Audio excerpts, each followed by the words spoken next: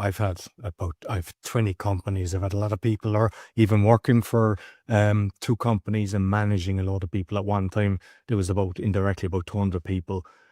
And when you're coaching and also kind of with a company, kind of overseeing people and stuff like that, Yeah. is it always about the personality that you're trying to make sure that you're kind of understanding each person's personality as opposed to going, this is the way it should work?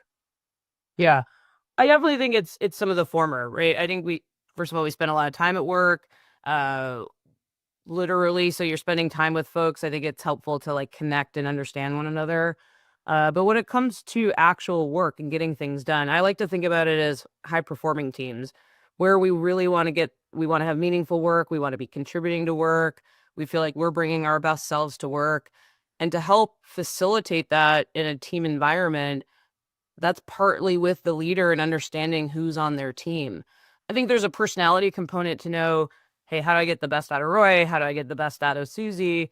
There's also a personality component of how do we work together, right? Communication styles, understanding Jonathan he might be a little bit more short and direct with his communications. I like to be a little bit more thoughtful.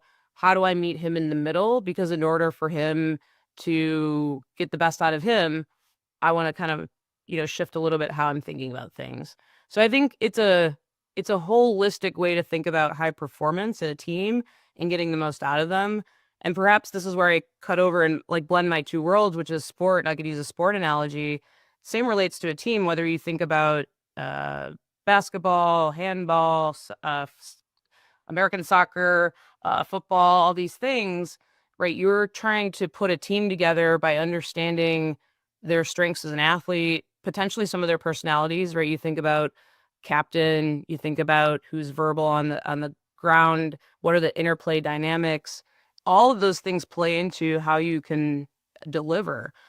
So not just in sport, that's something maybe relatable, but also in work and understanding one another. So yeah, I think it's definitely there.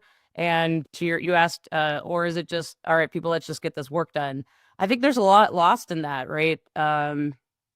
It's a, it's a, it's perhaps the easier route or feels easier, but at the end of the day, I think you're losing that opportunity to connect, to inspire, to pull the best out of people, to do really great work.